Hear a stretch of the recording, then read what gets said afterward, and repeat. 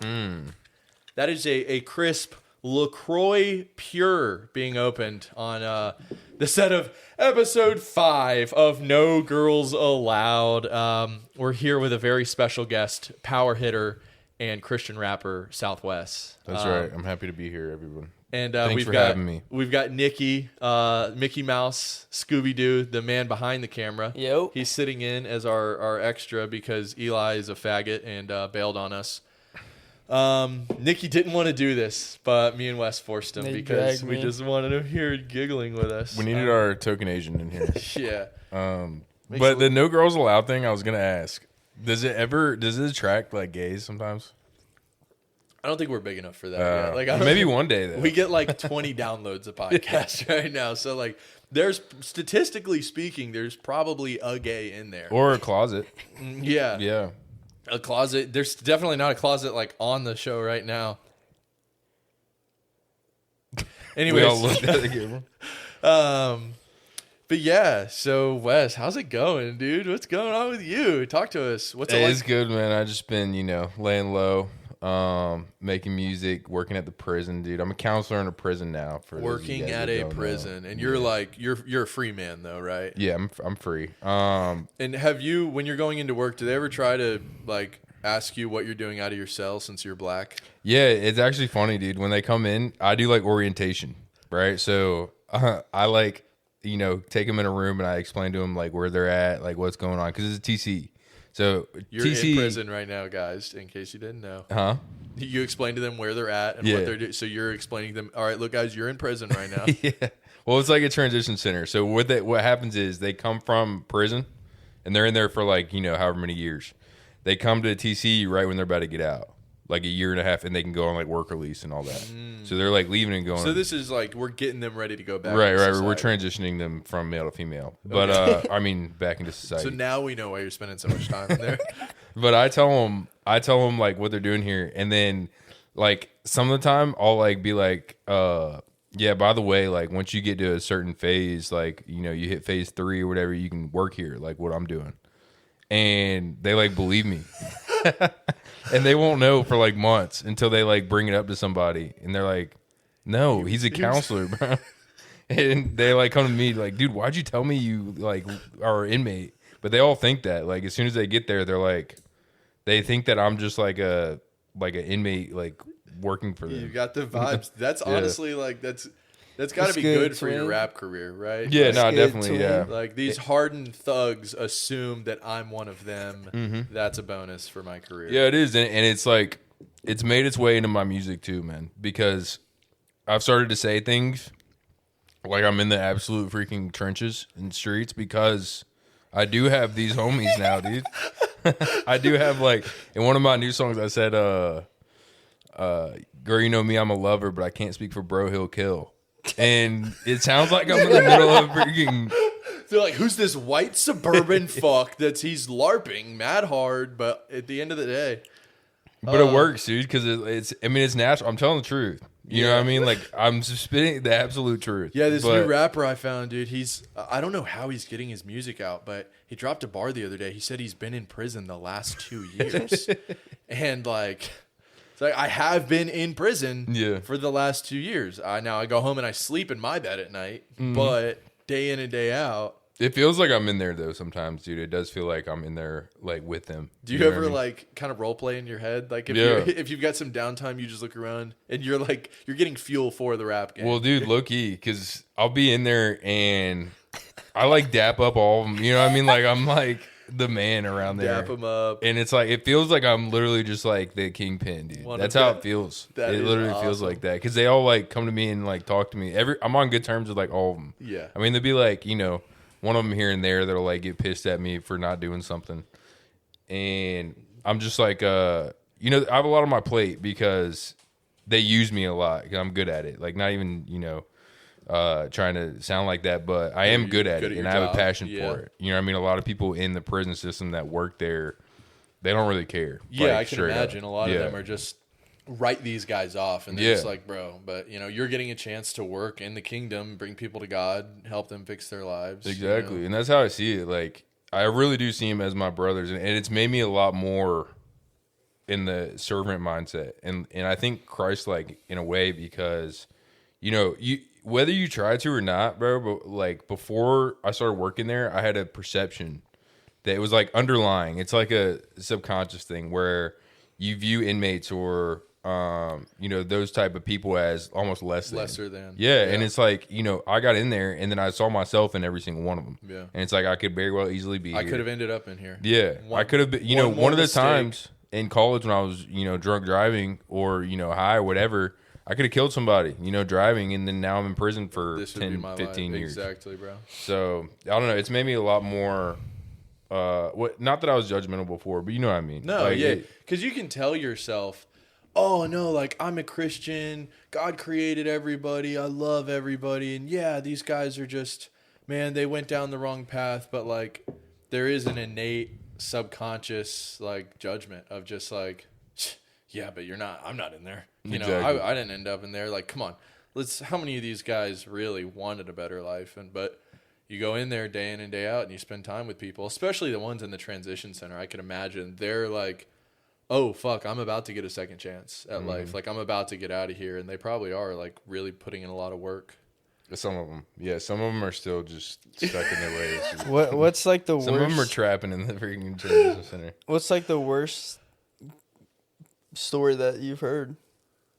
What do you mean, like as far as how as they got in or while they're in there? Well, both. How they got in? Like, what's like the worst story you've heard? Okay, so the worst one that I've heard about how they got in was, I'd say, a guy who was a teacher, and I already don't like where this is going. And little boys, and he, 13-year-old boys, he would like mentor and like. It's actually better. I guess student. If there's well, it's better. It's better than 8-year-old girls. I'll tell you that much. And he thought they were like actually in a relationship, and like he was like it was mutual, and then he ended up getting locked up for, rape because you can't have a mutual relationship with they're 13. 13-year-old boy.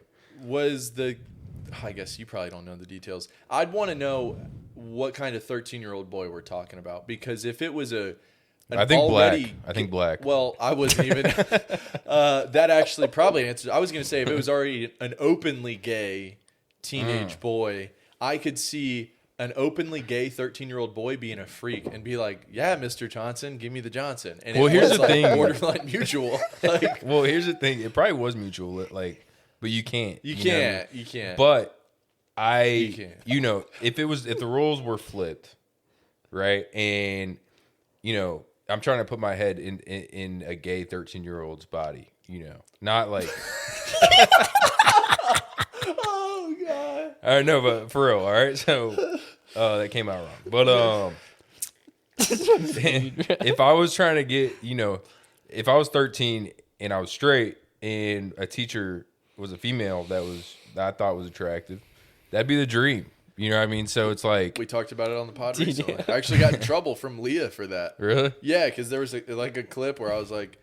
We were talking about how there's this social media dude, Noah Beck. His sister's a teacher, and she got caught fucking some high school kid.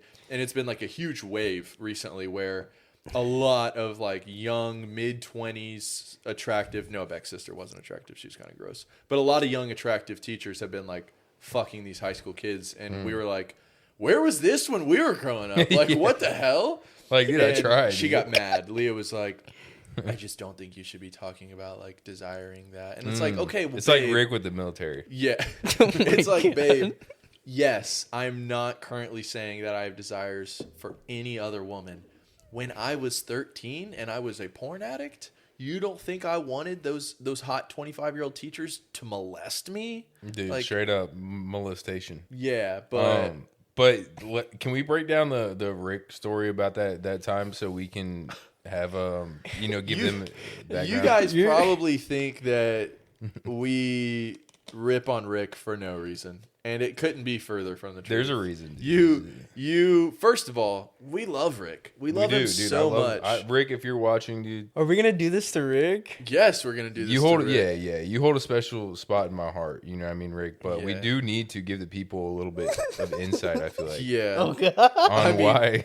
He just so first of all, Rick's homeschooled, and Yeah, that explains a lot. That'll tell you pretty much 90%, and not like the, my parents were super aware of what the Jews are doing to us in the school system kind of homeschool. Just more of a like, you're gonna stay here and you're gonna work the fields, boy, type of homeschool. And like in movie 43 is what I would imagine. yes, he went to prom with his mom. Yeah. They got to second base, but anyways, so this one specific time, I think it was like season 3, we're in the dugout.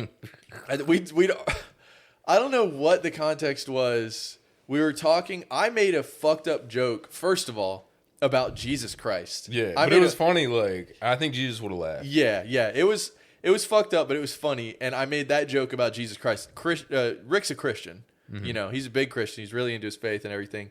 And so he laughs at that one. Yeah, he laughs at that one. That one's not an issue for him.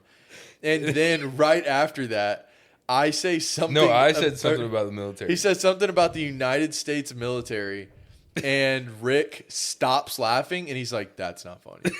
Like, that's too far." Like he comes there, he pulls me off to the side, and he's like, "Hey, man, I know it's all in good fun, but I think joking about the military is going too far." Like there's something. And I was like, Rick.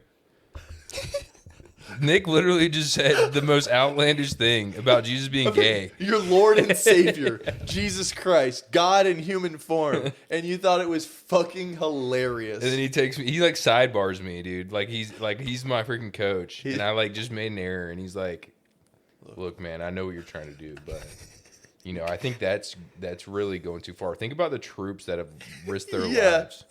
I was like, Rick, dude, get out of my face with that.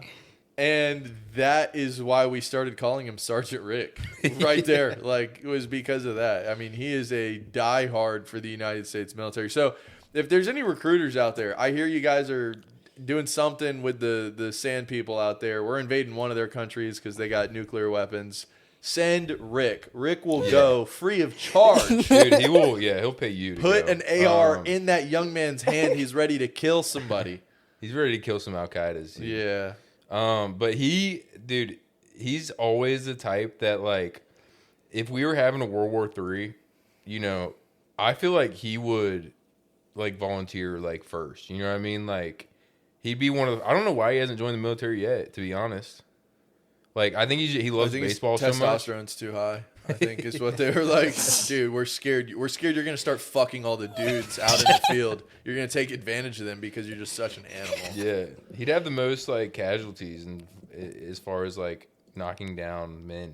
Yeah.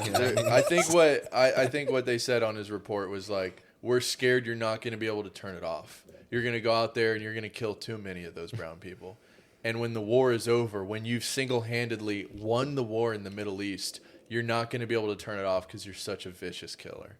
I think that's it. I think that really is the reason why. But there's a lot more about Rick that I think that we should not talk about because I don't want to put all of his business out there. Oh, no. I almost made a joke about where he works. And I was like, dude, he specifically is frequently like, dude, don't tell people that. Yeah. Don't tell people I work at blah, blah, blah.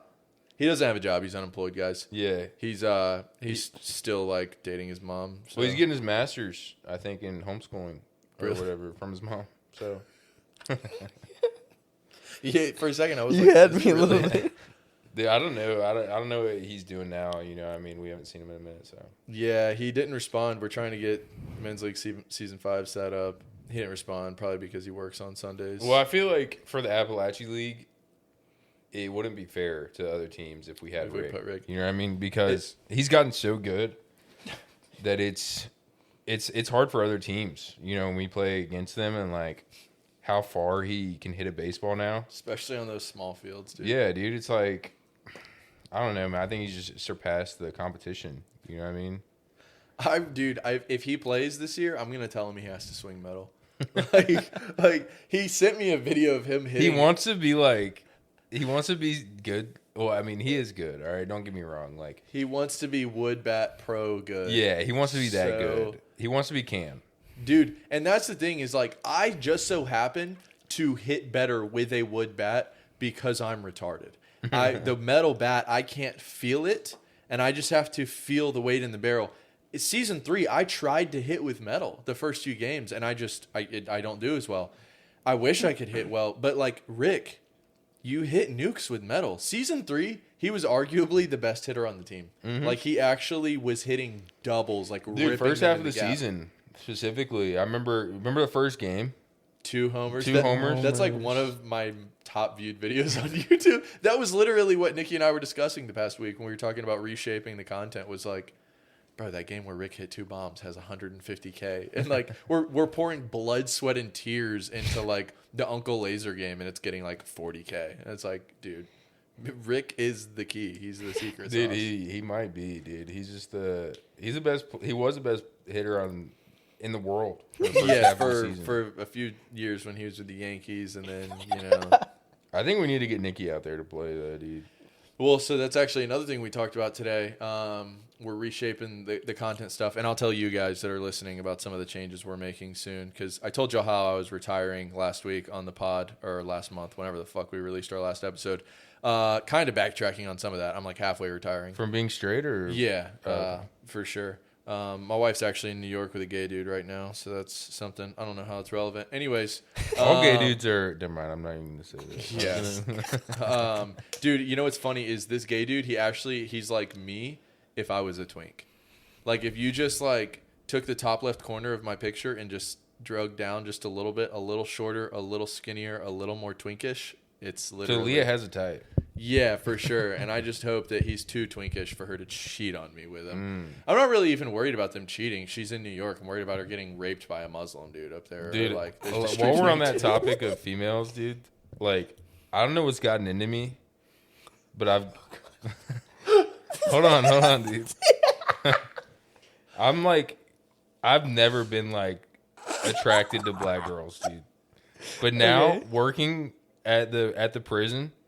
The black girl, like, there's black girls, like, COs, officers there. That they just look nice and strong. Dude, I, like, want to marry a black girl one day now. Because of that. I'm, like, tired of, like, white girls are too mean. Dude, it's just upping his street cred. Like, dude, I don't know what's gotten into me. I think it really He's going to start saying the N-word in his music if he gets I do. I say the hard R a lot. Yeah. But nah, dude, like, I've never, like, really been attracted. It's not that I was racist. I was always more into white girls. It's just, it's a preference thing. Yeah, and now it's like, it's flipped completely. And everyone my whole life was like, you're going to marry a black girl. Like, everyone told me, like, you're going to marry a black girl one day. And you would be like... And I'd be like, what are you talking about, dude? Whites only. But now it's like... now it's like, dude, I seriously might marry a black girl one day. I just think they're like, I don't know. I just vibe with them better, bro. That's nice, dude. I think it's because I'm black, like, from the waist down. No, you are. Your soul, your aura. I was saying from the waist down. Oh, well, that too. Dude's pieced up. Shout out to everybody that's subscribed to the Patreon. We're watching the video version of this podcast. His piece is actually out right now, and it is an absolute hog. Shout out to the female corrections officers. Shout out, dude. Shout out to y'all. His TC. But I kind of got myself in, like, a weird situation because there's like 3 of them that work there. Hopefully they never watch this. But we get like 20 listeners of the pod, so probably there's 3 of them that work there that they're all, like, bad in their own way. Like, one of them's mad thick, which I'm into. And then one of them's, like, her personality's lit. She's pretty. And then another one's, like, dark skinned and she's just got the body, dude. She's lit. Nice. So I, like, kind of on my own, ask them, because they all work different shifts. So I, like, asked them all out individually. Gosh. And I, like, didn't mean to. Like, it's not one of those things that I was like, yeah, I'm going to play, the whole field. Yeah. But it just, like, happened because when you're whoever I'm working with more, I started to, like, get attracted to. Vibe with more. Yeah. And it's, like, at the time, they were all, like, a week apart. So it's, like, I would work with her for a week. I got attracted to her. We'd talk, start texting, whatever. And then the next one, I'd be like, dang, she looks good too. You know what I mean? So it's like, and I've never been that really tight, dude. In prison, he's just so bricked up, to be honest. He's really adapting to the lifestyle. He's just on the no joke. Well, dude, some of them are like, a lot of them are closet gays. And prison has made them that way. because they don't get any play. Yeah, no, dude, you're getting butt. That's what you get. And I have a story. I don't know if I can like say it on here, but Yeah, I'm not worried. Unless if you're worried about getting stabbed when you go back to work. well, not even that. But I think like getting fired is on the table. Like if it ever gets back to that point, but I don't won't know. press. It's a you decision. You know, I don't want to get you fired. Yeah, I'm not gonna say it. Yeah, good decision. Good decision. Let's just say some things went south, and one of them came on to me, and I had to shut it down. Oh, Yeah. When you say I'm gonna came leave it on there. to you, Yeah, I mean literally. Not- ejaculate. Okay. Yeah, but dude, I don't know. It was just like he was never like I would have never guessed in a million years that he was gay. He was like gang leader, like freaking, macho dude. And all of a sudden it turned my complete world upside down because he just like came up, like I said. I feel like maybe that's even extra reason for him to be gay because he's the kingpin. Because he's like, look, I've got the power, I've got the control. I want to bust Pablo. Get that tight little ass in here. Well, no, dude. So we had to take a class on gangs before you start working there. And Dude, this job is just so perfect for your I career know. as a rapper. I know. And so I learned a lot about them, and a lot of the gangs you cannot be gay. If you're gay, they freaking shun you. Yeah, so it's like if you're a gang leader and you're gay, you're super low key. Unless the immediate circle that you're around is like, keeping it a secret. Yeah. Because a gang as a whole will not accept you if you're gay. Yeah. So he was keeping it super low key. So it's like I didn't know what to do for a minute because I didn't know if like shutting him down was gonna get you killed, make everyone turn on me. Ooh. Or if it was like no one else knew. You know what I mean? So there's no way he tells. So no one you else tell somebody else and then they turn on him. I didn't tell anyone aside from you guys. Except for the whole world on the pod. Yeah, but I love his name enough. Yeah, no. It's never gonna get back to him. Hopefully. His name is Cam Corsi. Yeah. Oh. Yeah, times, Eli loves to joke about how if Nicky went to prison, he'd get his butt took. Oh, dude, you'd just be a little you'd hairless be prime Asian. real estate, dude. I'm Dude. telling you. I don't even want to Nicky's think. hairless. Y'all bro. keep making these things, and they're just always popping up in my head randomly. Whoa. It always just Whoa. comes back. What do you mean? I just like constantly envisioning like me getting my butt taken in prison. Wes, can you ever like bring a buddy to work? Is that what'd you say that guy's name was that was trying to fuck you? Is he like Yeah. he's like handsome and chill? You have his number? Or? Because I want to like block his number. I want to. Nah, but dude, this job has also challenged me in the way of like, there's guys that we have sex offenders, right? So like I was telling you before with the other guy that I said, we also have lifers that have like committed murder and multiple, and you know what I mean.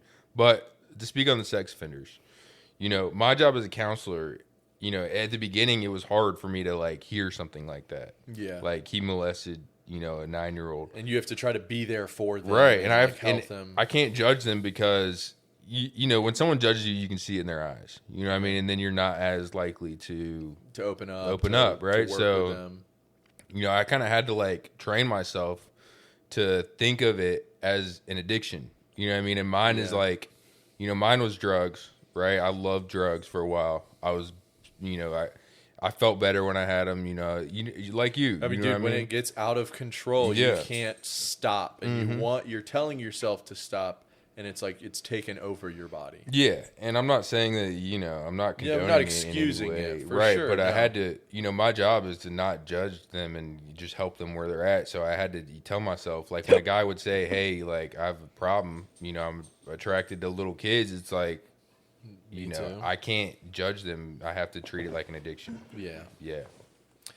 Yeah, that's got to be really tough because, like, I'm so on the, I'm just so upset with all the pedophilia and the stuff going on today. And I made a video about porn recently that actually, like, went kind of viral on my spam page. I seen it. It had it. Yeah, And I it was- seen it. It had like 100 and Yeah, and 30K that was, when I seen That's a good video. that was just because, like, I feel like that's the root of America's problem right now is the sexual addiction. And I mean, that's, like, tale as old as time, Sodom and Gomorrah and all that stuff. Yeah. And it really is unfortunate. It's like, because that's the thing is, on one hand, as a father, I do believe I'm a little bit more aggressive in that nature. And I think, like, you catch someone raping a little kid, you fucking kill them. And I think there's a gray area, you know, if they're 13, maybe you just get your face stomped on a little bit. I think if they're like under teen, I think they got to die. And I'm not saying it's got to happen within the legal system. I'm not saying I'm going to go around killing pedos. Like, you know, I got shit to lose at this point. But, yeah, it's got to be hard because you're in a very different position. Your job is like, look, okay, they're working on rehabilitation. They're working on getting out. And your job is to help them. Your job is to, like, show them God's grace and love. And it's like, why is this fucking dog laying down behind me? But yeah, it's like your job to show them God's grace and mercy and compassion. And, like, you know, God can forgive them. Jesus can save them at the end of the day, like, regardless of whether or not I think they need to die here on earth. Well, if it makes you feel any better, you know, once they do that, bro, their whole life is screwed. Like, it's very hard. You know, one of my jobs is finding a place for them to live. Ooh. After, you know, a lot of them don't, you know, their whole family has shunned them, right? I mean, in some people's eyes, rightfully so. But, you know, I mean, they don't have anywhere to go. So it's fucked up. You know, finding somewhere to live for them is extremely hard, bro. Like, no place wants the liability. And because at the end of the day, if they re-offend on their, you know, residents, whoever's it is, they're liable. So, yeah, they don't want that liability. No. And a lot of sex offenders reoffend. You know what I mean? That's one of the most likely crimes to reoffend. So, it's hard to do that. Not only that, but a lot of jobs don't take them. Oh, yeah. Like, we have like 6 or 7 employers. And it's like one of them takes sex offenders. The rest don't. They say no. Like, we don't want any sex crimes. So, you know, if it makes you feel any better, like, their lives are shot. I don't want them to suffer. It's not that I want them to experience pain. I just think that, you know, got to draw a line. Shout out to Epstein. Yeah. Shout out to literally all of the American politicians. Shout out to that. Oh, you see the thing where who wanted Trump to freaking pardon Diddy? You see that? God. Yeah, I see stuff about all of it. It's just, dude, I get so far down the conspiracy rabbit hole. Nicky, you got to talk for a second. My mouth is filling up with spit from hitting this vape. You talk, and I'll go spit, and then you can hit the vape, you addict. What were you talking about? Talking about Trump kids and stuff. Trump pardoning Diddy. And then someone at my work was like, well, if they're going to pardon Diddy, they need to pardon Pete or freaking R. Kelly. And dude, another thing about working in the prison system is everybody's liberal. It's so hard to I'm the only white guy that works there. The workers are liberal? Yeah, the workers are liberal. So you just can't talk to them about if we turn on the TV at CNN and they're always talking about politics, bro, it's freaking tough. And they always look at me like I'm freaking Trump's literal son. So, and they've asked me like who I voted for, which you're not supposed to do. Yeah. You know what I mean? But like, I'm not going to lie to them. You know what I mean? So, I was just like, yeah. They were like, you voted for Trump, didn't you? And I was like, type shit. Yeah. Type shit. And I was like, but I'm not political. Like, I don't know if all that. I don't know if I can vote again. Like, dang. And dude, my dad, he'll say like, well, that's the game, is they want to steal. Because I was talking about this after the second time Trump ran and he lost. And I was like, everyone thought he won. Everyone thought he stole the election. All the shit in Fulton County. Like, I do think they stole the election. And he was like, no, you can't give into the system because that's the game, is they steal one election and they convince an entire generation of voters not to vote. So then it's even easier for them to rig things in the future. And I was like, oh, yeah, we just got to stay the course. And I feel like what Trump did his first time through gave me enough hope to kind of believe that he was actually trying to change the system. And then this time in, he's just been bought out by Israel. Yeah. And I don't know if he was – I do think he was already bought out by them. I think they just, this is 1,000-year-old dynasty families that are controlling everything. They've had the playbook for a long time. But yeah, just seeing how hard he's abandoned Americans and how much we're like fusing with Israel right now, I'm literally just at a point where, all right, America's fallen. We've been taken from the inside. I can't do anything voting on a national level. Like, I should vote more on a local level because I think that's what can really influence change. That's before they've got, by the money. But I'm just, I'm at a point now where I think it's like, it's biblical, and you see it over and over again in the Old Testament. It's like the Israelites turn away from God. God delivers them into the hand of the enemy. Their hearts cry out for God, and there's a real cultural change, and then God saves them. And I think that's where America is at, is like America is, that last frontier of freedom, and our hearts have just turned away from God. We've given into sexual depravity. We've given into every type of addiction. We give into everything, and now God's just like, all right, I'm handing you over to the enemy. You're going to be consumed from within until your heart turns back to me. And so, I mean, I think it's just a spiritual battle at this point, and I don't know that I just don't think any of the presidential shit's real anymore. Like, you just get so far into conspiracies, and like so much of it's just fucking fake now. Who do you think killed Charlie Kirk? I'm starting to get on board with the exploding mic theory. Definitely, dude. I seen exploding that. mic. So I'll dive into it. So overall, I think it was Israel. I think I agree. When Charlie Kirk first died, I was honestly kind of like, good, because dang, bro. Yeah, well, so like that sounds fucked up, but I liked Charlie Kirk the first time I ever saw him. Owning the libs. He's on college campuses owning the fucking libs. Yeah. Fucking libtards. And so I was like, yeah, sick. Because you see a lot of like retarded college kids that are just going so woke. It breeds on college campuses. Mm-hmm. And then I see him start meat riding Israel. And I was like, oh my God, another conservative Israel shill. I'm out on him. He's just doing it for the money. He's doing it for the political platform. And so I was over him, and then he dies, and I was kind of like, honestly, like, good riddance at this point. Like, I don't give a fuck. He was just an Israel shill. Then I start paying attention, and you start seeing the last 2 weeks before he died, He started to change his stance and be like, well, I don't know that Israel should be involved with this. Well, I think it is a genocide. It's an ethnic cleansing. It's this, it's that. I don't think. And then you start hearing stuff from people in his personal life saying, Candace Owens is covering a lot of it, and I don't know how much of the system she's involved with. She did marry this like prince, billionaire or whatever, some guy worth $100 million. So I'm sure she's involved to a degree, but she was talking about how there were private text messages saying, I'm getting a lot of pressure from Jewish donors to take this stance and to do this. And she's heavily against like Israel. Like, really like heavily against it. So that's the thing, is I do still like her in a lot of the stances she takes. I'm getting to a point where I feel like I've been fooled so many times. I'm starting to become aware of the game, and it's the controlled opposition. Trump, it was controlled opposition, but when they need him most, they're gonna flip. He's gonna get that text that says, "All right, time to change. You've got in the position of power. It's time to push this." I think it was the same with Nick Fuentes. I loved a lot of the shit he was saying. Obviously, he's funny. He goes too far for the sense of comedy sometimes, but then he kind of flipped on some of the Epstein stuff and the Charlie Kirk thing. He's like, it was Tyler Robinson, guys. It was blah, blah. Was Epstein really? Epstein, he wasn't fucking kids. They were 13. And you just saw the flip, and it was like, all right, Nick Fuentes just got the call as well. Yeah. But I don't think, so on that point, Trump, flipping, I do agree with you. I don't think it's as simple as like he got a text. I think Israel is powerful enough to be like, we're going to kill your whole family unless you do this. And then at that point, like, it would be hard unless you're very spiritually grounded and very, God's plan minded to be like, no, I'm not doing, what I mean? If you're in that death position, trap. You get into politics, you have to accept that that's coming your way. Yeah.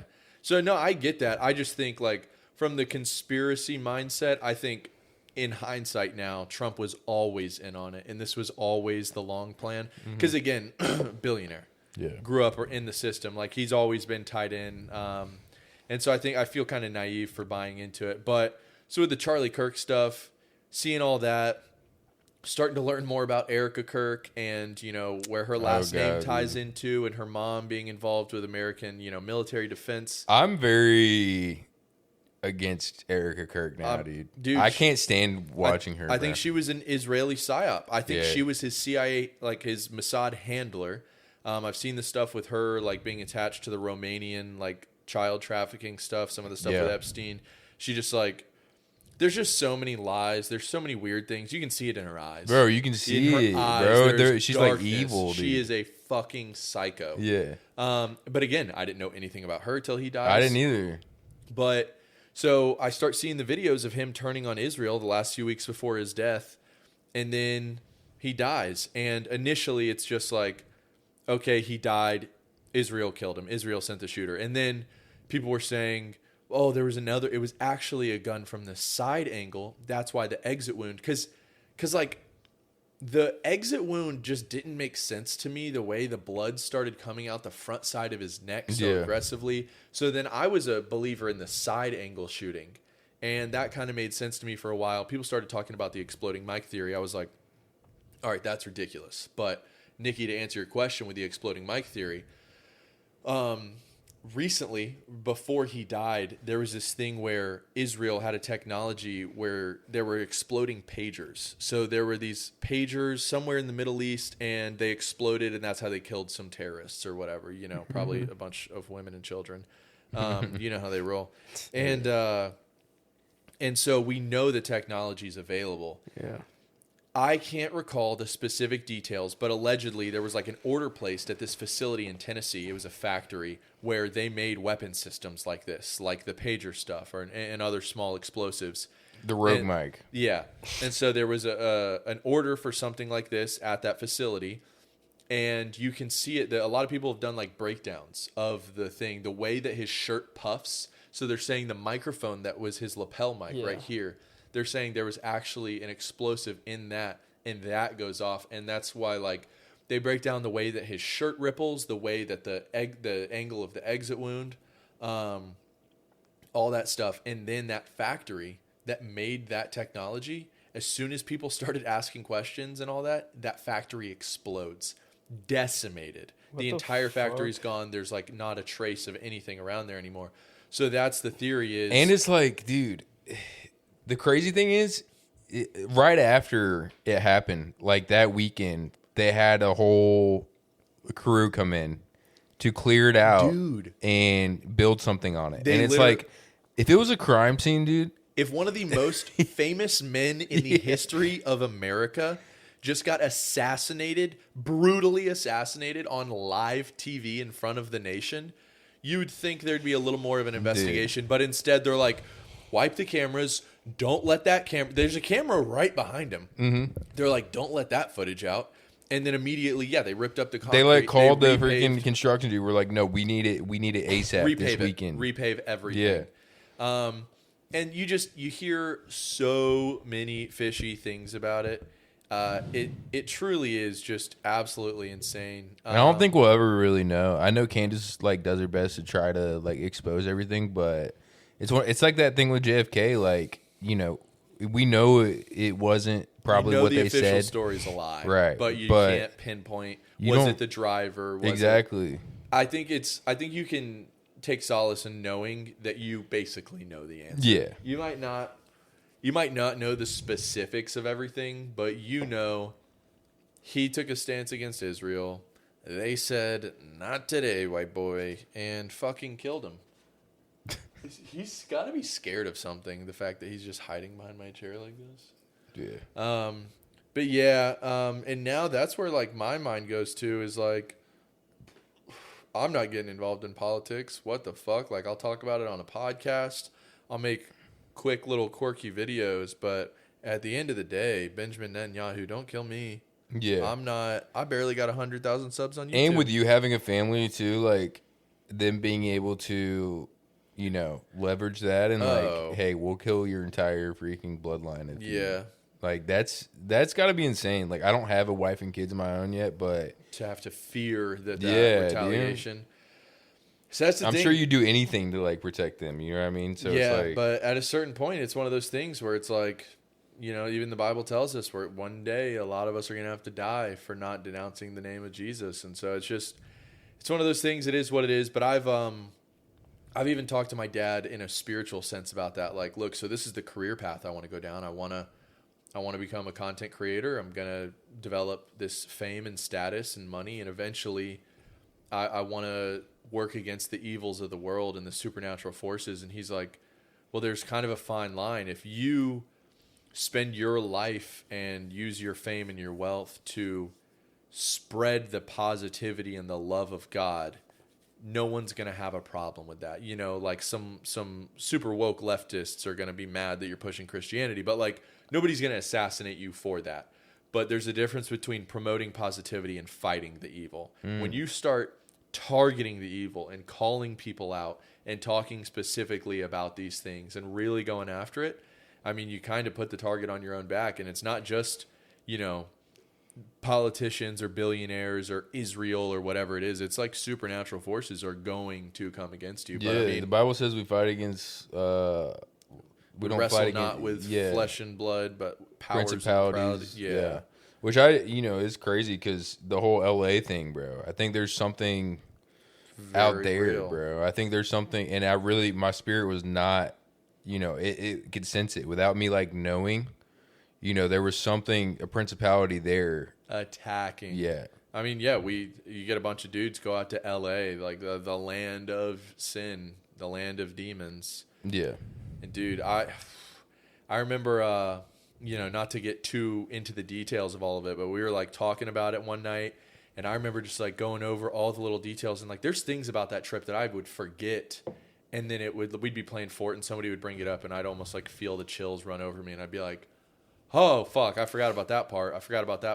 Well, a lot of it's like hazy to me because it was such a crazy experience. Like I never would have thought that would happen. Oh you know my what I mean? gosh. But Yeah, because I think that's one of those things where I was tripping at the time because you are such a godly, spiritual Christian, and you are so into your faith, and I feel like the world almost gives you this misconception of like, oh, well, you're into your faith, so like you're not at risk of anything like that. You're not vulnerable to attack. The Lord's going to protect you no matter what. And it's like, yeah, but to a degree, the Lord's going to allow you to be tested. The Lord's going to use these things to hash these pieces out of you. And so there's like a point during that where we're all sitting around going like, all right, fuck, maybe we're all not as holy as we thought. Like maybe we've all got for the audience, I think I'd rather just explain it and get it out so they know what we're saying. Yeah. But basically, like we went out to LA. It was a boys' trip, right? And yours is for content. Yours is to shoot the skateboard thing. And when Nick asked me to do it, bro, like he was like, do you want to go? Something was telling me like, yeah, like you need to go. And I didn't know what. I remember talking to you about it and being like, I don't know how I'm going to do it financially, but something just told me like to go. I need to go. Trigger. Something big's going to happen. And it was like You weren't wrong. Yeah, no, I wasn't wrong. So we get out there and like everything's chill for the first couple of weeks, right? Like, what week was it? You think it started? It happening? was 5 or 6 days in. Wes is like he's binging. What's that? Not Steven Crowder. Steven Furtick. Steven Furtick. He's like binging his sermons and everything. He's diving into the spiritual shit. He's really looking for something. And Wes is like, yo, I'm going to do a fast. And so he starts fasting. And it was actually dude, something was telling me like you need to go deeper for some reason. Like that, a lot of it's like, I don't know exactly why this stuff was drawing me to go deeper and like, try to, find something. There was something I needed to find. Yeah. Right. And so I was like, I was trying to rack my brain. And then that sermon of Philip Anthony Mitchell, you remember watching that? And he's like, we need to fast as a church. Fast. Yeah. And which, by the way, I'm not a big fan of anymore. Well, I'll tell you why in a second. But I think he's a good preacher. Don't get me wrong. But anyway, so I do the fast, right? And y'all go to San Diego. Yeah, so he's 2 or 3 days into the fast. He's starting to like really crash. And I remember we like one night, it's been hard skating. My body's beat up. We're all smoking. Not Wes, really not even Nicky, just me and Eli. We go to In-N-Out. I'm like fucking crushing burgers. And I remember we're all sitting on the couch just crushing our food. And Wes is like standing up over us, just like staring at us with this like dead expression on his face. He's just wiped. He's got no food in his body. And we're just like looking up at him. He's like, no, really, y'all enjoy it. Like, I'm enjoying it through you guys. And we're all like, yeah, bro. But like, we can tell he's fucking struggling. Yeah. And we needed to go to San Diego for a few days to film with AJ Nelson to like do a separate little part of the skating series.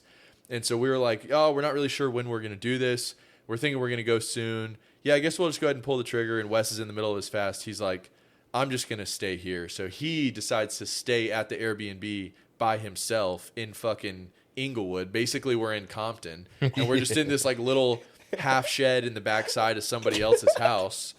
And you can hear like screaming, like domestic violence. Yeah, dude, there's like active domestic violence from this couple that's living in the actual shed in the backyard. Yeah.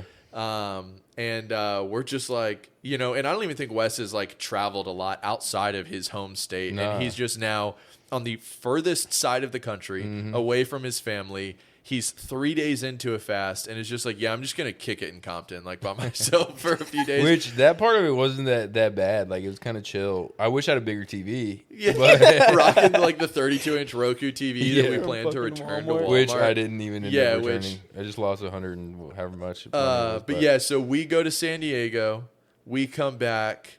I guess you broke like the day before we got back or something like that. Made it like 5 something. Yeah, I made it like almost 6 days. That's very impressive. I don't think I've ever done like a full day fast, to be completely honest. It was tough, and especially with the croissant sitting on the kitchen counter. the Costco butter croissants, fucking bulk package. That's what I broke with. Just having to stare at it every day. I broke with that because I like couldn't sleep one night. Like it was literally like 7 a.m. and I hadn't been to sleep. Dude, because I was tossing and turning, my stomach hurt so bad. Yeah. It was like cramping because I hadn't eaten in 5 days. Yeah. So I just like get up at 7 and I'm like, screw it, bro. I was trying to make it 7, but I cannot, dude. I have to eat something so I can sleep. So I had to eat a croissant, and that's how I broke it. But then you guys get back, and it still hasn't started yet. But a couple of days after you get back, I'm still in that deep spiritual, you know, I don't know searching. what it was. But then I started like I would go outside in the morning and work out a little bit, and then like kind of pray and read the Bible. And I don't know exactly what it was, but I was kind of fighting a spiritual war internally. I don't know how to explain it, but it was like, you know, I was real down at the time about my music and content and stuff, and like it wasn't working out. Yeah. And then I'd have a thought like, you know, but this is what the Bible says type deal. And so anyway, one day when I was doing that, I started like freaking shaking, and I was like, it was like my spine area, bro. It was like the weirdest thing. No, get down. Sorry, the other dog is in the room now. She sensed your energy. I mean, whatever. Yeah. I guess she can stay. Yeah, she's my comfort dog. Yeah. But anyway, yeah, and I came to you, I think. Yeah. I remember you coming to me, and I was like, hey, like, you know, I think this is some spiritual stuff going on, so I'm not seizing up if you see me shake, bro. Yeah. Just like I'm okay, I'm going through it. Yeah, I'm chill. And but it just kept happening, bro. And eventually I think I convinced myself that I was like a demon was inside of me or something. Like I was possessed. And that's when it got bad, because I think I let myself kind of spiral, which, you know, you're gonna do when you're in that. Like sometimes I'm hard on myself when I'm like, I totally get that. And that's one thing like we'd kind of talked about after was again, you're so far away from home.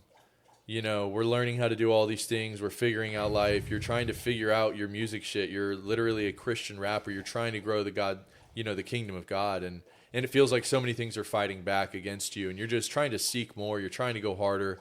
And then, you start feeling the spiritual attacks and everything. And dude, on that note, like, not to pull you too far off course, what's funny is there was a point in time when we'd came back where we'd be playing Fort, and we would start talking about some of the details of it. And at one point, I almost, kind of on what you were saying, is like, yeah, it almost feels like maybe he started spiraling mentally and had convinced himself. And I'm wondering how much of what happened after that was us being emotionally caught up in what we thought it was versus how much of it was a real spiritual attack. And the first night, we talked about it. The night that I was so disconnected. It was so far in the past that I was like, yeah, I think it was just more of a mental thing. That night, I wake up at 3 a.m. That thing that was in LA was in my room. I swear to God, I remember waking up and just going, and I could feel it at the foot of the bed. And it was literally God saying, hey, maybe don't write things off so fast. Yeah. And I remember going, like in my head being like, my bad, Wes. My bad, Wes. And, No, it was, and you know, I do agree that I think I did spiral, but it was spiritual. No, there's so many, 100,000%. There was something going on. there's so many elements to it, but we're spiritual beings. Right. You know, and I at am the end of the bipolar, day. so I think that the enemy kind of attacks, you know, your weakness area. Yeah. And I think, you know, mentally, I was off I'd been off medication for like a year and a half before Yeah, you'd that. been fine for a so long time. I was chill. But I think it was a combination of things. I think it was a spiritual thing, but that led me For into sure. kind of a manic state. Yeah. And I think it just kind of like broke me down. You know what I mean? Compiled But, and- yeah. Yeah, and we could see that, you know, you're just slowly struggling more and more and like Yeah. detaching from like being grounded and everything. Dude, and there was a bunch of stuff that y'all didn't even like know about, internal, you know, things that I was like dealing with, but I try to keep it from y'all as much as I could because of how crazy it was. You know what I mean? And like, And you could tell like Eli's going through a tough breakup. He's trying to deal with shit. Nicky and I are so lost in the sauce trying to figure out how do we make this content shit work? Like we've invested everything into this. Like how do we? And so like we're all going through it together. And then you're going through this, which is like exponentially worse. But yeah, you're trying to stay strong and be like, guys, I'm fine. And we're all Dude, just I like, remember like trying to calm you guys down, dude, in the middle of it one time when I was shaking. Yeah. Like Dude, I being like, hey, remember You're me, like, bro. guys, I'm we're chill, I man. was like fucking scared shitless. oh. Yeah, Nicky, you can see in his eyes, he was very, Us doing the Scared. like at home exorcisms. We're all sitting in the living room. He's like seizing up. We're praying out loud, crying, and just going like, we got to get through this. And again, there's so much of it where you could have atheists and people who are not spiritual believers look at that and explain away each of the factors Yeah. and this and that. But like then you remember some of the details where like dude, the lights turning off. if you were there, Yo. Dude, when the lights turned off, and so you just go, oh, we're in this like shitty back half apartment of somebody's house. We're in Inglewood, like bad electrical system. But for those of you guys that know electrical, when a breaker flips on its own from being overloaded, it goes to the middle of the breaker and you have to turn it off and then you can turn it back on. And we go out there and it's turned off. Every other time the electric shut off on that trip, it returns to the middle. And then we're in the middle of like one of those spiritual prayer sessions and the lights turn off and we go check it. We're terrified to go check it. And the breaker's all the way flipped. Nah. We It was were fucking Tweaking. But anyway, yeah, to wrap up that story, you know, I had to get my mom to freaking fly out and come get me. I was too manic to get to there's no way I could have got. No, you wouldn't have. You could tell. Yeah, I couldn't have got home by myself. I couldn't have got to the airport. You know, like I was just so lost mentally because of everything that was going on. You know, it was like my whole reality kind of shattered at one moment of like, because I had that thinking too, like, you know, I'm spiritually strong. I'm safe. You know, I thought I was like safe from that type of stuff. And, you know, one thing that did, which by the way, all that stopped as soon as I like left LA. Yeah. Even, you know, as I'm on the plane, you know, going back, I felt it, you know, kind of leave. Almost. Lifting off of you. Yeah. And so once I got back, you know, there was some like aftershock type deals, but nothing like that. Just trying to figure out, hey, what Yeah, the fuck like, just what happened? was that? What was that? Yeah. And what it did was it broke that whole religion side of me out there, because I like you said, I was in that mindset of like, you know, I'm too religious or too strong for that to happen to me. Yeah. And it completely broke that, and it made me grow as, you know, as a Christian. I don't know what exactly happened, and I don't think that I'll ever know. I told you about that dream I had afterward, but Yeah, I think it's like fucking Charlie Kirk or JFK. we might not ever know the details, but I think we know the gist of what happened. Mm-hmm. And more importantly, it's like, what do we take away from this? And I think you got the takeaway. It's like, I was rooting my faith and my spirituality upon my own righteousness, my own ability to follow the law and to follow the rules, and like my own connection to God, rather than just like having the faith, living the life, and like God kind of dictates the way. Yeah. Which I'm thankful for it now. Like, you know, I think it made me, you know, a lot more, I don't know how to describe it, but like less self-righteous. You know what I mean? More so like, you know, whoever wants to become the greatest must become the least. I see myself almost like that now. And I get, you know, you have your times where you start, you know, whether you're not trying to, but you start looking down on certain types of people, or whatever. Sure. But it puts me back in that mindset. Into perspective. Yeah. Well, because I think, again, for the people who don't know, you in college doing a lot of Adderall, doing a lot of drugs, doing other pills, doing stuff like that, you got really lost in the sauce, and you know, you fucked yourself up a lot, and you were diving hard into that lifestyle. And when you came to God, you came to God so aggressively, and it rescued you from that lifestyle in such a beautiful way that it's like, it's almost difficult not to fall into the mindset that you fell into, because it's like, God rescued me, I'm going to live for him, I'm going to do everything. And so you started like, I'm going to read my Bible 10 pages a day. I was reading 10 pages perfectly because of that. And we all saw that growth, and it's like, and then even within the Christian community, you're praised so much for that. And it starts to become that idea of, I'm leaning on my righteousness, my ability to follow the law. And it becomes sort of that Old Testament thinking of it's my ability. And it's like, but that's not what Christ is about. It's about saying you are not enough. You are incapable of following the letter of the law. And at some point, I'm going to break you down, and all you have the ability to do is say, Jesus, please help me. Please forgive me. That's it. But yeah, I think the biggest part of that is your ability to like bounce back after that. I think there's so many people that going from the drugs into the Christian faith, into the leaning on your own righteousness, and then to feel so confident and secure, because like you're my number one person that I go to talk to about God stuff. Dang. Like there were so many days when we were up at Sauce, and I mean, I'm sure you remember, where we would just be talking, and like, you know, everyone was into their faith and everyone talked, but you and I would just have a lot of talks about like, man, where's God leading us with all this, and how do I handle this, and I feel, you know, God's presence isn't here. And so you know, you're so deep into it, and you're so, I mean, just into your Christian faith, and feel so secure and safe, as you should. And then to be just shaken like that, and to have God absolutely rip the floor out from under you, I think the vast majority of people would completely do a 180 again, and would say, it was all a lie. None of it was real. I've been living a lie this entire time. It was my own feelings. It was my own self-delusion that convinced me any of this was real. I went out there, and I was immediately attacked spiritually, and I couldn't save myself, and God didn't save me, and he let me go through this, so I'm abandoning it. But instead of that, you've gone even harder into your music. You're working in a prison system, rehabilitating, you know, people who have actually done fucked up things with their life. So, I mean, I think that's the biggest thing to be proud of, you know, is you took that.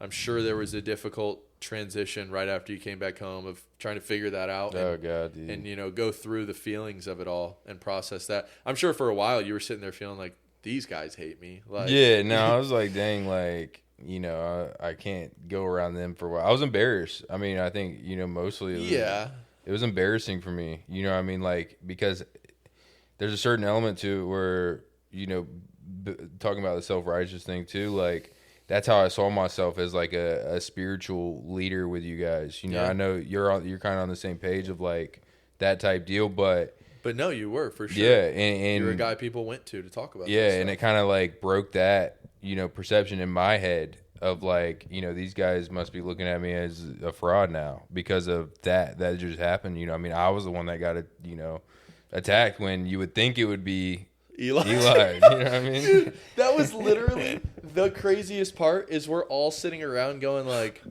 bro, if anybody should be getting possessed, it's Eli. Like, no offense, Eli. Eli's actually been diving so hard into his Christian I'm faith proud of him. recently, which Yeah. is fucking awesome.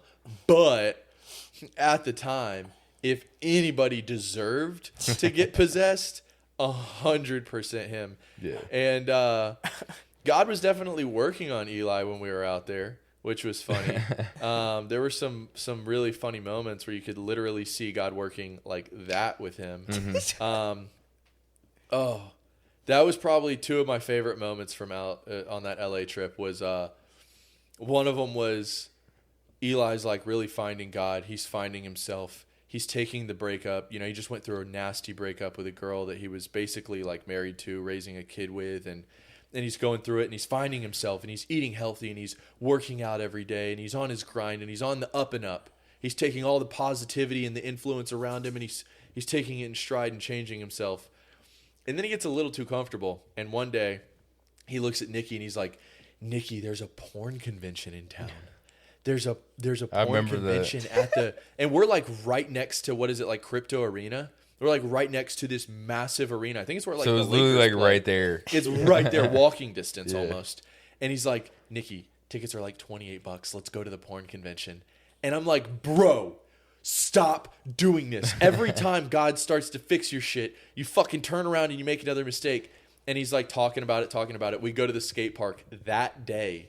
He eats shit on the skateboard, fucks up his wrist so bad. Like, definitely sprained it, possibly fractured it. Do you think that was almost like literal of like Literal. That was his crank hand. That was literally his crank hand. That was God saying, like, have fun cranking lefty, you fucking freak. Yeah, have fun trying to grab porn tits with your fucking damaged hand. So he does that, falls so far back into depression. Fuck everything. Fuck everybody. Can't work out anymore. His wrist is destroyed. Starts like spiraling again. And then I get possessed. And then Wes gets possessed. We go to LA, and Eli, not being as spiritual as us at the time, is very just kind of like over it. He's not as like, this is a mystery to solve, and like we're fighting. He's just so like, I'm not trying to deal with this. I came out to LA to get away from this breakup. Like, I'm just trying to vibe. And one night I'm just like, hey, I'm gonna hit the bed early. He's like, oh, dude, I want to go explore the town. We only have one car. We like took my mom's Camry out there. And he's like, well, you know, I'm going to go drive around like Ocean Beach, and I'm just going to like look at some stuff. And Nicky, you want to come? And Nicky's like, honestly, I'm tired too, bro. I'm just going to stay. And Eli's like, all right, word. I'm just like, I'm going to roll a blunt. I'm going to go out there and have a good time. So he goes, and we ask him about it the next day. He's like, yeah, dude, it was beautiful. Smoked a blunt, drove around, just like saw the sights. It was like gorgeous nightlife. And then we get back. All the demon stuff starts, and like one of the first times we're sitting there trying to do like the at-home exorcism, we're all like crying, we're praying, we're like trying to figure it out. We're like trying to get this thing out of Wes. We're trying so hard, and Wes is like, somebody in here is holding something back. And Eli's standing in the doorway with like his hands over his forehead like this, and he's like, all right, guys, I gotta confess something. And we're like, what did you do? He's like, I got a rub and tug in San Diego. He's like, that night that I told you I went and drove around, I did. I smoked a blunt, I went and drove around, and I went to the massage parlor. He's like, I didn't lie, but he's like, and dude, yeah, I went in, I got a massage, and dude, I think she was into me. It wasn't like a regular rub and tug. Like, she like laid down on the bed and like, she was like looking me in the eye, and like she like helped me put my jacket on after and slapped my butt. Like, I don't know, like I feel like it was kind of more intimate than that, but. And we were like, dude, like that's for sure you were holding that back. That's definitely a factor. So sorry, Eli. He's probably going to watch this at some point. So it was basically Eli's fault, the whole thing. I don't want to say it was Eli. Nah. It's so funny because he was like, when we first started the pod, he was supposed to be my co-host. And like, we were just talking about all the guests we could have on here. And you were one of the first names that came up. He's like, dude, we got to get him to talk about the LA thing. And I was like, I'm not going to really like push that. Like, I don't know if that's something he wants to talk about. And he's like, dude, there's just so many good stories in that, blah, blah. And so now he's listening to this podcast. Like, he's one of our 20 listeners. Yeah. He's listening to this pod, sitting there going, Fuck, guys, you just fucking told the whole world I'm getting rubbing tugs. Hasn't he told? I thought he told the camera before. He probably has told the camera somewhere at some point in time. Yeah, I think he did. Because I remember being like, dang, he said that. He's willing to fucking drop the lore. It's just so funny because in hindsight, I remember being out in San Diego and I went and saw my boy John Sentes with Cutter Nation. And I hope I don't like dox him or anything. I mean, he's married, so I'm not really thinking he's involved with this. But he lives in San Diego. He's got a facility, and I make a joke about rubbing tugs, and he's like, "Oh yeah, dude, rubbing tugs everywhere here." And I'm like, "What?" He's like, "Dude, it's San Diego. There's probably 30 within a 10-mile radius." And I'm like, "It's that common up yeah." there? And so that's what I'm thinking. And so he's dropping the lore on me, and I was like, "Oh, I thought this was like a bit, like a gag that people joked about." He's like, "No." And so then I make that joke to Eli that day. I made that joke to Eli that morning. Yeah, my buddy John, like I said something about rubbing tugs. And John's like, yeah, dude, they're everywhere, like everywhere. And Eli's like in his head, like, everywhere? Everywhere. I wonder. Nicky, you don't want to come for a ride? Oh, all right. I guess I'll go by myself. Oh he's like trying to make it sound like so boring, so you guys won't like come. Yeah. He's like, oh god, I'm not gonna do drive. much. He purposely got me high to stay in the hotel. Oh yeah, Nicky took like 2 hits that night. Dang, so he really did drug you. Yeah, he did. Oh my gosh, that is crazy though. Eli, shout out Eli, man. That's the goat, dude. Oh. I really do love Eli, and I know that him and my best friend were beefing for a little bit, but at the end of the day, man, there's room enough in my heart for both of them, Oh, God, that boy Eli. Yeah, he's homeless maxing right now. Yeah, so he got tired of his job in Columbus.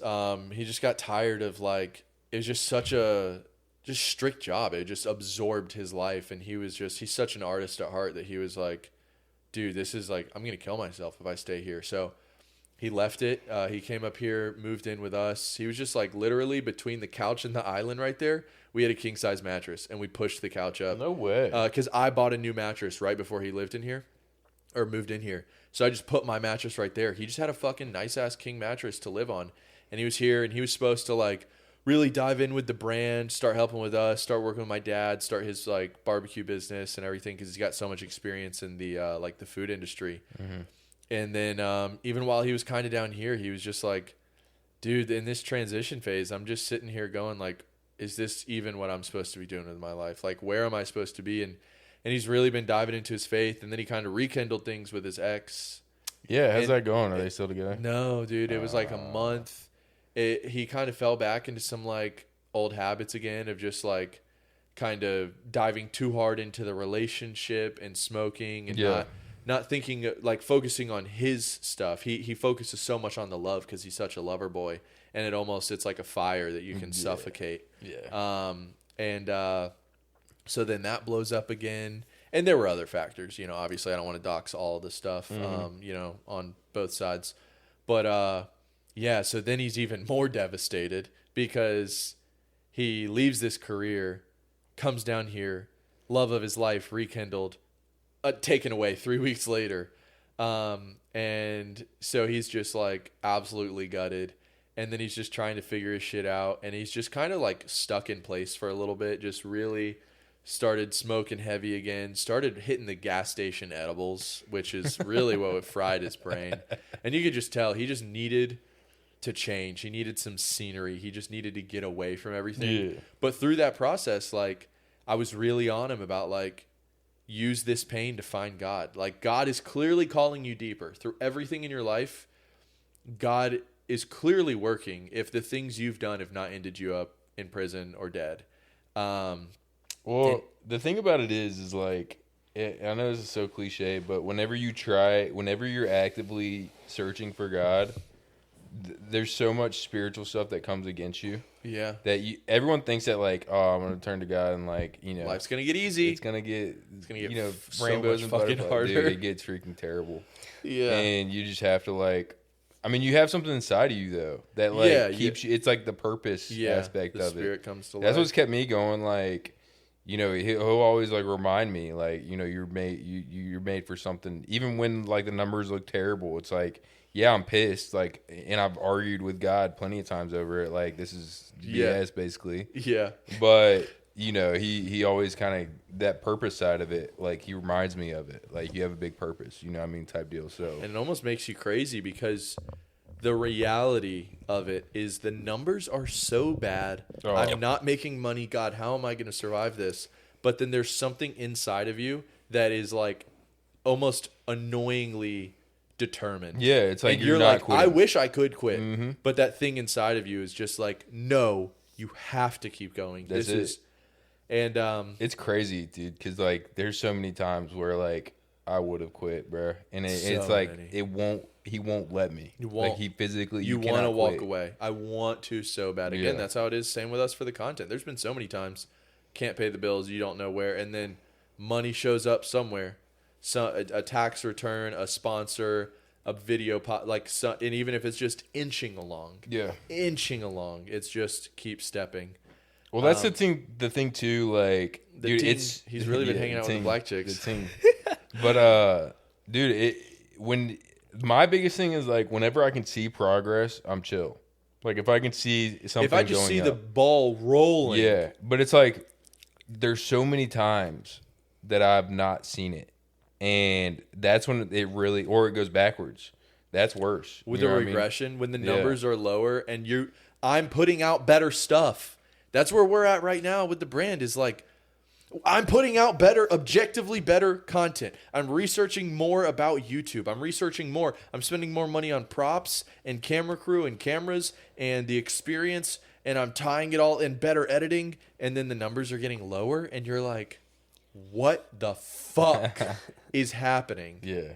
And then, yeah, even in that moment, you just got to be like, all right, God, I'm going to keep going. I'm going to dive in harder. Show me the new thing. And that's where like submission comes into, which is very hard, you know, to do, is like submit fully to his plan and his purpose for you. Because you always have, whether you like, you know, try to or not, you always have a plan in your whether head. you can think you're bro, I'm all for God. Just like Yeah. the LA thing. You can think I'm doing it all right. Mm-hmm. And you can think your will, not mine. But then you a have, lot of my will, too. Like, if your will could align me with some bad bitches and a lot of money. that's God. right. And then it always happens slower too, dude. That's one of the worst things. It always is way slower than The you think. vision in your head doesn't exist in the realm of time. No. The vision Yeah. in your head is like, I see the finish line, and God's like, if I told you this is going to take 12 years, you would I not would never do it. started, man. So I'm going to convince you that you've got this in 6 months, bro. That's literally that. The fact that you said that is literally, that's how I think about it. Because it's like the way I got into music, the whole music thing is because he really did, like, I don't want to say like he convinced me, but you know, I was convinced that it was going to happen overnight. You know what I mean? When I started, and that's kind of like, if you, like you said, if he would have told me How long? I'd be doing it this long and like nothing has really happened. Like, obviously, you know, I have a group of like 10,000 10,000 people. monthly listeners Yeah. is no like laughing matter. Right. You know, But- it's good, but like at the end of the day, it's not, you know, If you would have millions like I thought it was. If you would have told that version of Wes, hey, 3 to 5 years from now, you're going to have 10,000 monthly listeners. Yeah. You would have said, hey, eat a dick, bro. Yeah. Anyways, I'm going to go take some Adderall. Yeah, Like, that's really what would have happened, dude. I was convinced. Thank God I was. You know what I mean? And it's just funny how and you get shaped so much. He like through lets the you process. think that. Though. Yeah. Tell him what you thought of last night with that So- content. Yeah, that's kind of the same thing with us, with our content throughout the years has been like, God makes you feel like it's right around the corner. It's about to happen. You just have to make this one change. And ultimately through it all, whether you want to say God convinces us of that or he just allows us to believe that, whatever, you know, it's very positive in the shaping and the molding of your character and your skill set along the way. Mm-hmm. But that's one thing for us is like, continually hitting the walls. And in the past for us, I've gone through probably once a year. This is my 5th year of doing content.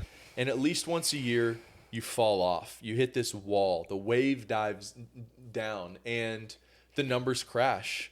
And you're sitting there sleepless nights, crying in bed, pulling your hair out, saying, God, I'm trying to give everything to you. I'm trying to build something for you. Mm-hmm. And it's falling apart. And every time up until now, the answer has been go harder, do more. And so like that's when I took that West Coast trip and filmed with all those guys. King of Juco for the second and third time, Coach Rack, Cutter Nation, Jake Savicki, Steven Kinez, and I went out there and did that, and then went to Tread Athletics, and then I got into some of the coaching content and had a wave, and then it fell off, and then after that is when I found Nicky, and we started diving into YouTube content and started Men's League Season 3, and each time it's been add more cameras, better editing, more this, more that, more money, bigger. More of your own effort, basically. Bigger, yes, yeah. Exactly. And then for the past 6 months to 12 months, it's been a different stall where I've looked at the tangibles, the reality of it, and said, okay, yeah, we're focusing on YouTube a lot, and it's hurting our ability to put out short form. We needed a third editor, which we finally found. Shout out to Ryan. He's editing this podcast. He better be, pussy.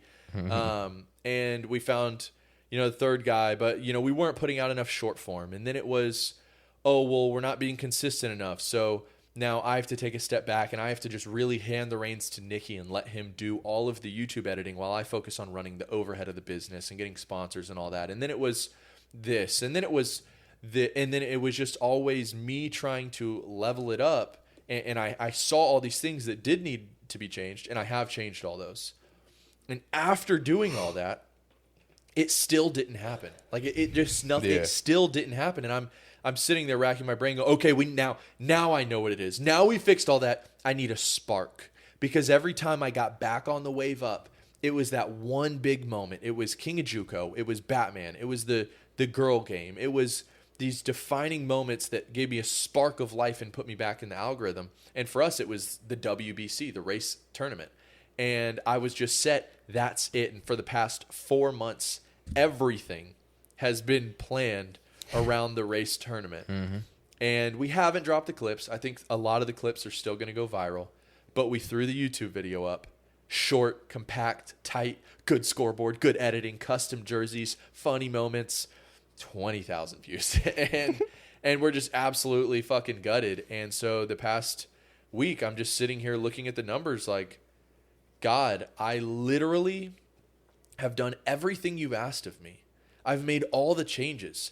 I'm like working to stop smoking weed. I'm working to step back and not try to feel like I have to be the main character or prove how good I am at baseball. I'm giving Nicky more freedom. I'm doing this. I'm doing that. And it kind of felt like, God was almost saying, you keep saying you're trying so hard. You're doing, like, take a step back. If you got $10 million today in your bank account, what would you do with the rest of your life? And I'm just laying in bed, wife's out of town, kids are gone, just home alone praying and thinking like, I'd probably just join a bunch of men's leagues and make some silly videos and like just have fun with the rest of my life. And it's like, well, wasn't that when your content was the most successful, when you were just doing that, when you were just playing men's league because it was fun, and when it was not so structured, and like you had those videos in season 3 when it just popped for no reason, and you just had 3 cameras out there, or maybe 4, and you were just no real script, no real structure, just the dudes going out there and having fun, and you were having more fun, and so on and so on. And so that's kind of the big change. I talked to everybody on the last podcast, and I was like, guys, I'm going to retire. I'm done playing baseball so I can focus on the business. And then we post this WBC video, and it eats shit. And I'm just like, all right, fuck, I don't know if I can retire. Like, I don't know if I can afford financially to retire. So now the big change we're going to do is we're going to step back. And it's like, I've made all these changes to focus on the business so that we can generate more revenue. But the only way right now to increase the profit margins is now to decrease costs. And so what that looks like is less effort. Like, my wife is sitting there saying, we miss you around the house. Like, even when you're here, you're not mentally here. I feel like I'm raising these kids alone. Because even if you help, and even if you're mentally or you're physically here, you're not mentally here. You're always too tired to do anything. You're always so stressed out. It's always causing you to be depressed and have these episodes and be going crazy and having panic attacks. And so it's just like, yeah, we're just going to scale backwards. me, Nicky, Ryan, a plate cam, maybe some catcher's mask cams. We're going to join a league. We're just throw the jerseys at people, go out there, fuck around. Who cares anymore? When baseball season's over, I'm going to join a flag football team. And I'm just going to go do what I do. We've got enough followers now. We're starting to get sponsors. We're starting to get ads. We make a little bit of money on content. But just scale down and just get back to the roots of what this was like originally about, was just bros having fun playing sports and not Nick Tanner trying to be Mr. Beast to like become a billionaire to prove to everybody I make such good fucking YouTube videos. I do this, you know? So that's what you guys can kind of expect moving forward. A lot of changes, you know, a lot of stuff. Back to the roots. But yeah, back to just like real bros, not trying to force so many moments or force the themes. I still think the Batman home run video should have got more views, and I'll stand by that. You guys are the white trash game assholes. Yeah, the white trash game, that shit should have done fucking numbers, bro.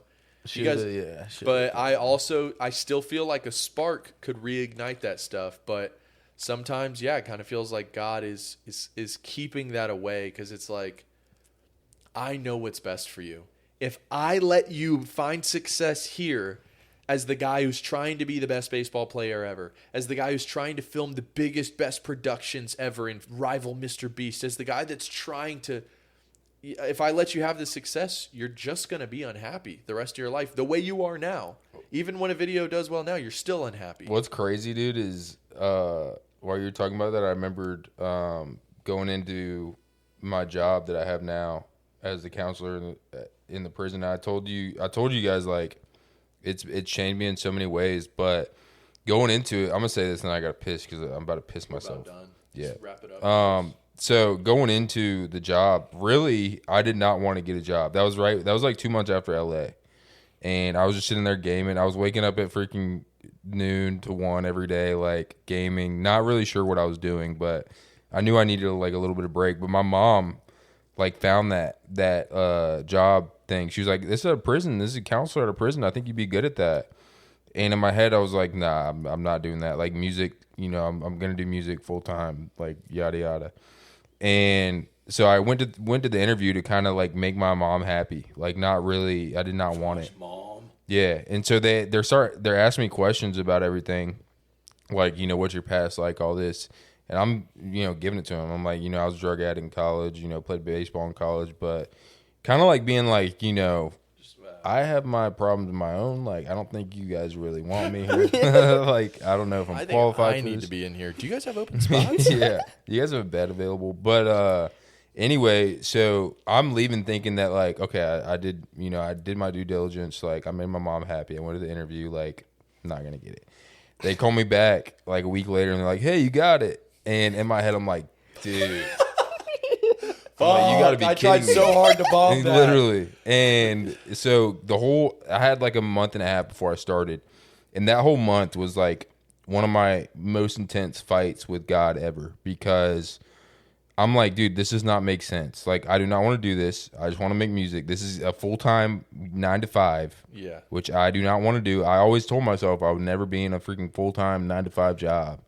And this is BS basically. And I was straight up like cussing him out in my head, bro. Like, you know, not verbally, but that's how it is. And so that was for a whole month and a half, just intense back and forth with God. Like, this is not it, dude. Like, I can't believe you're making me do this.